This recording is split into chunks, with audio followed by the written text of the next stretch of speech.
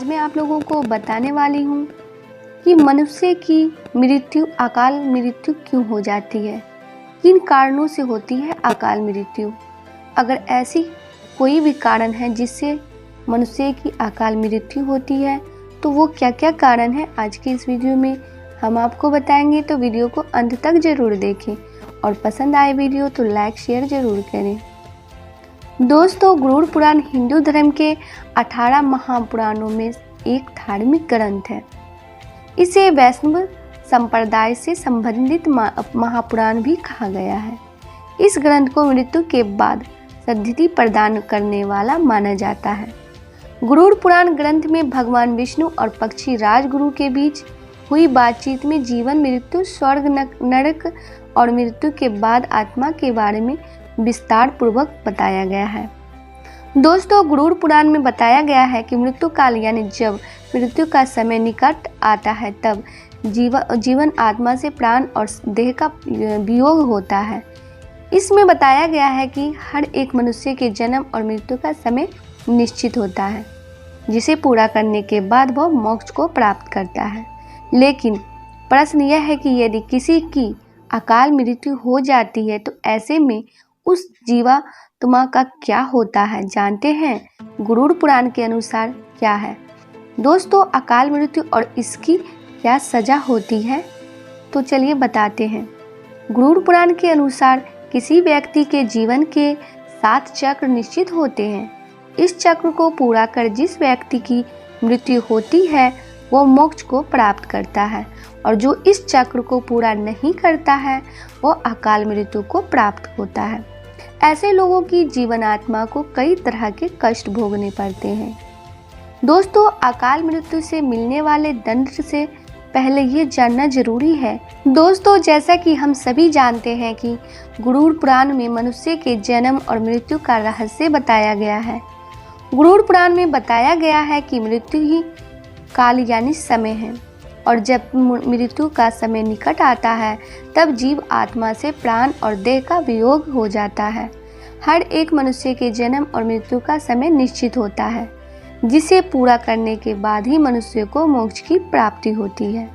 परंतु यहाँ ये सवाल उठता है कि अगर किसी मनुष्य की अकाल मृत्यु हो जाती है तब उस जीव आत्मा का क्या होता है, और अकाल मृत्यु किसे कहा जाता है और इसे क्या सजा मिलती है। आज हम लोग इसके बारे में जानेंगे। दोस्तों, गरुड़ पुराण में बताया गया है कि मनुष्य के जीवन का 7 चक्र निश्चित है, और यदि कोई मनुष्य इस चक्र को पूरा नहीं करता है, अर्थात जो अकाल मृत्यु को प्राप्त हो जाता है, उसे मृत्यु के बाद भी कई प्रकार के कष्ट भोगने पड़ते हैं। परंतु सबसे पहले यह जानना आवश्यक है कि अकाल मृत्यु क्या होती है, अर्थात किस तरह की मृत्यु को गरुड़ पुराण में अकाल मृत्यु की श्रेणी में रखा गया है। गरुड़ पुराण के सिंहावलोकन अध्याय में बताया गया है कि यदि कोई प्राणी भूख से पीड़ित होकर मर जाता है, या हिंसक प्राणी द्वारा मारा जाता है, या फिर गले में फांसी का फंदा लगाने से जिसकी मृत्यु हो जाती है, अथवा विष, अग्नि के आदि से मृत्यु को प्राप्त हो जाता है, या जिसकी मृत्यु जल में डूबने से हो जाती है, या जो सर्प के काटने से मर जाता है, या फिर किसी दुर्घटना का शिकार हो जाता है, या फिर आत्महत्या करता है, वो व्यक्ति अकाल मृत्यु को प्राप्त हो जाता है। लेकिन दोस्तों, गरुड़ पुराण में आत्महत्या को सबसे निंदनीय और घृणित अकाल मृत्यु बताया गया है। इतना ही नहीं, भगवान विष्णु ने आत्महत्या को परमात्मा का अपमान करने के बराबर बताया गया है।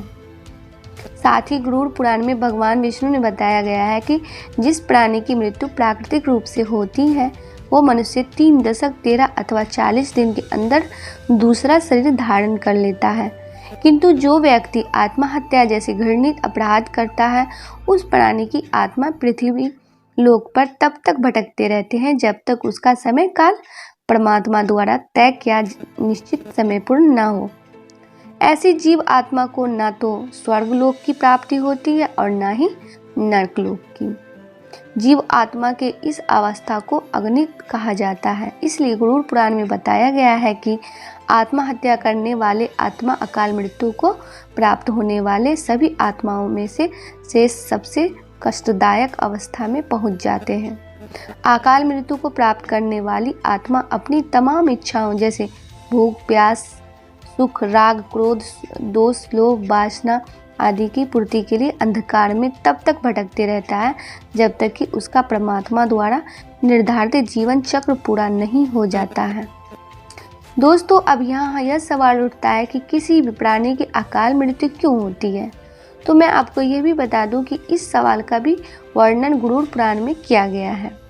प्राचीन काल से ही वेद का ये कथन है कि मनुष्य 100 वर्षों तक जीवित रह सकता है, किंतु जो व्यक्ति निंदित कर्म करता है वे शीघ्र ही विनष्ट हो जाता है।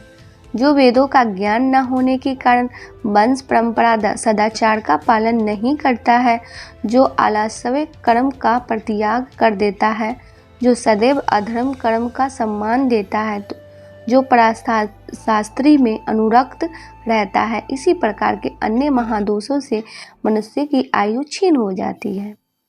श्रद्धाहीन, अपवित्र, नास्तिक, मंगल का परित्याग करने वाले पर द्रोही, असत्यवादी ब्राह्मण की मृत्यु काल में ही यमलोक ले जाती है।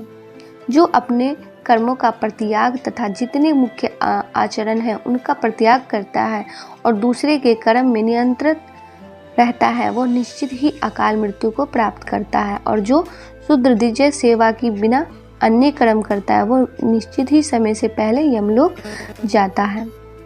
दोस्तों, गरुड़ पुराण में बताया गया है कि जो पुरुष अकाल मृत्यु को प्राप्त करता है तो वे भूत, प्रेत, पिशाच, कुष्ठमांडा, महाराक्षस, क्षेत्रफल या बेताल योनि में भटकते रहता है।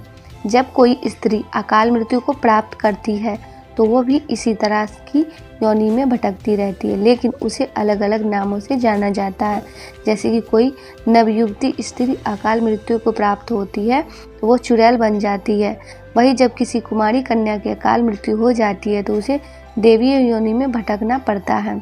वैसे तो दुर्घटना, रोग, भूख, किसी भी प्रकार के अकाल मृत्यु को रोकना हम इंसानों के तो बस में नहीं है, लेकिन आत्महत्या को हम रोकने की कोशिश कर सकते हैं।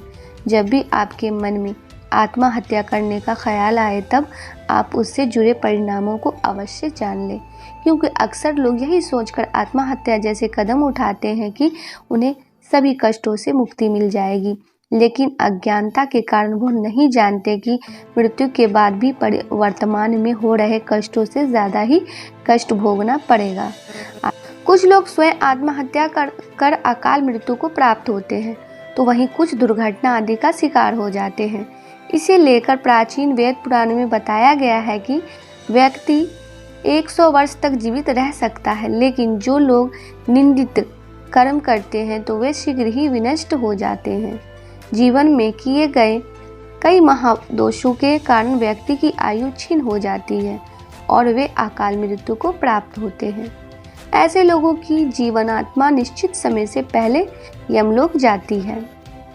ऐसे लोग जिनकी मृत्यु प्राकृतिक रूप से होती है, उनकी आत्मा 3, 10, 13 या 40 दिनों के भीतर दूसरा शरीर धारण कर लेती है, लेकिन आत्महत्या पर का अपराध करने वालों की आत्मा तब तक भटकती रहती है जब तक उसका समय काल ईश्वर द्वारा निर्धारित नहीं किया जाता है।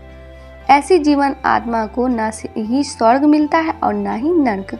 उनकी आत्मा लोक परलोक के बीच भटकती रहती है।